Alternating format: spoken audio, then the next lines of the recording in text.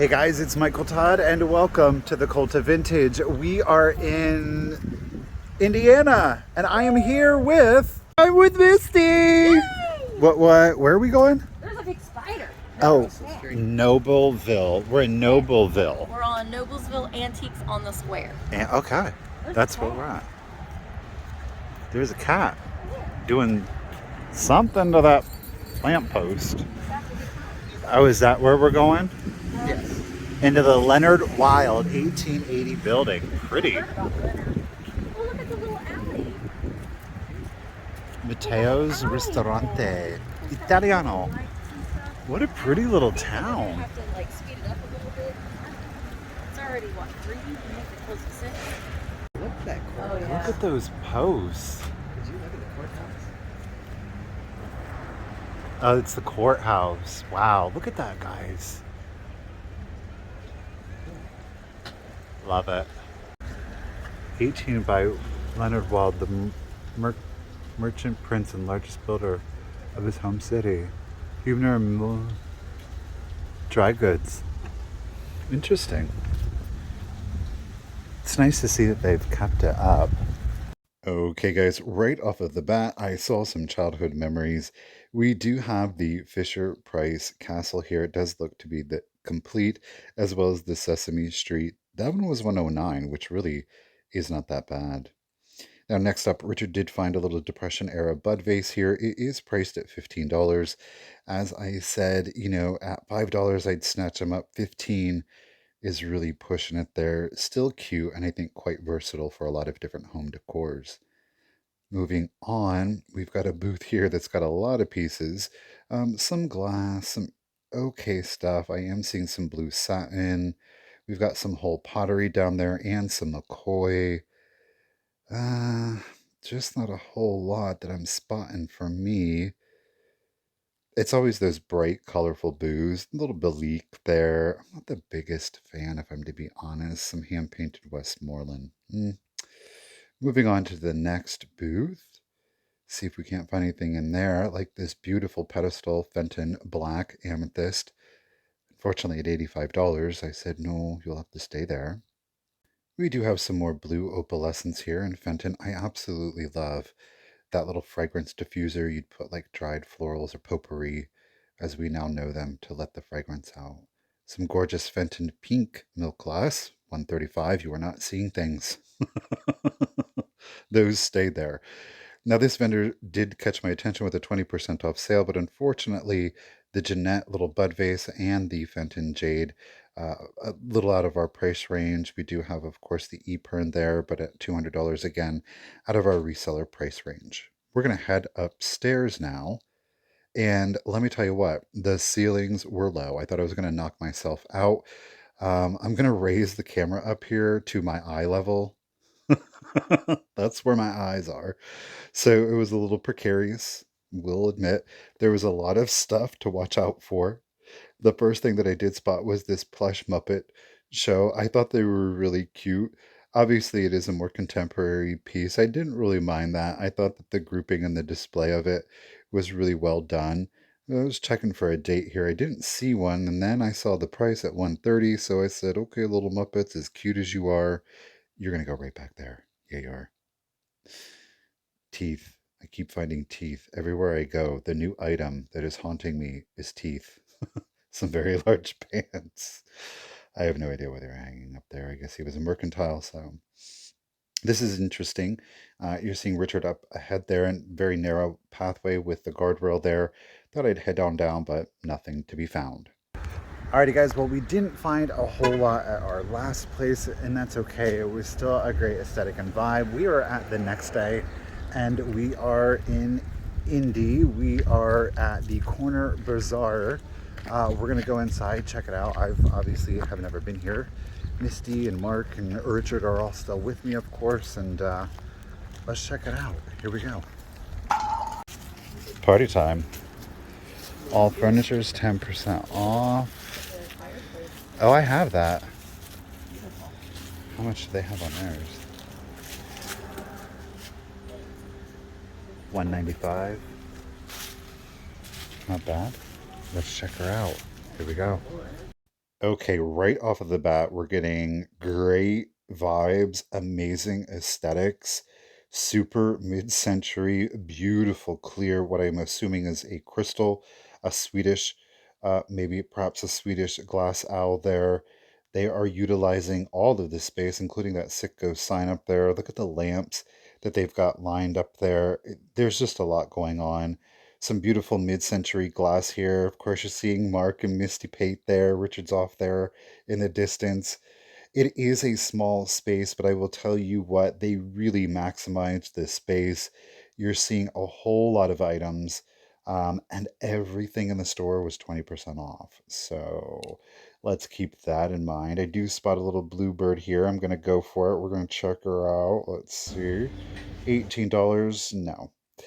We do have some vintage Christmas trees. Those are priced at 44, even with the 20% off. Still a little rich for our blood.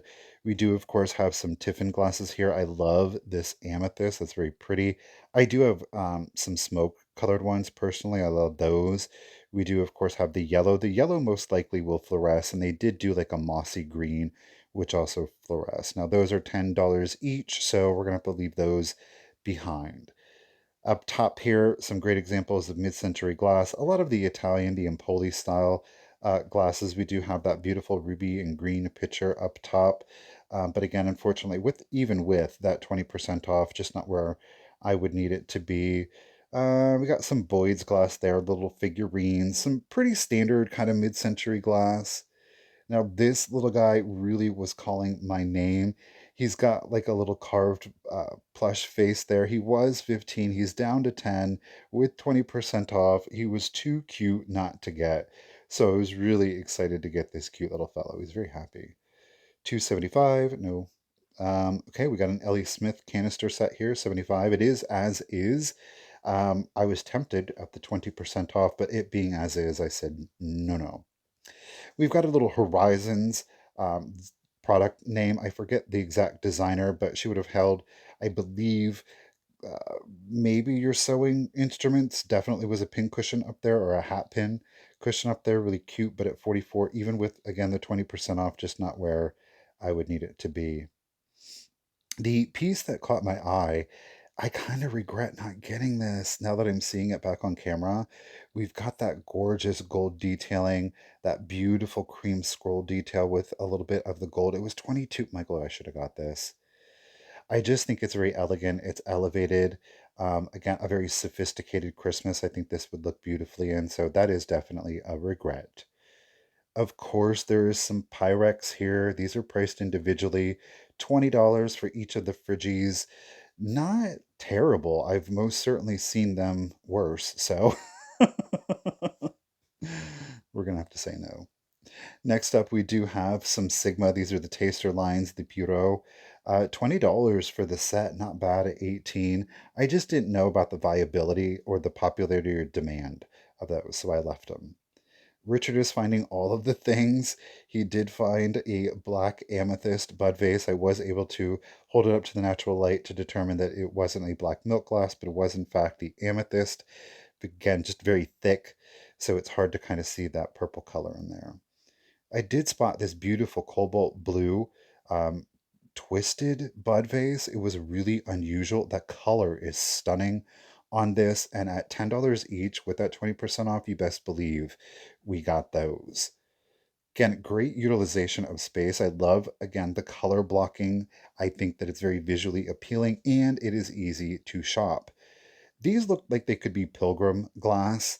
I'm not the biggest fan. I think the sculpt is a little too soft.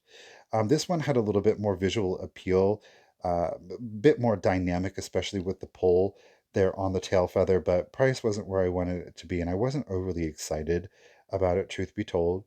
Obviously, a lot of Tupperware in here. And naturally, this Majolica-esque, I don't believe he is actual Majolica.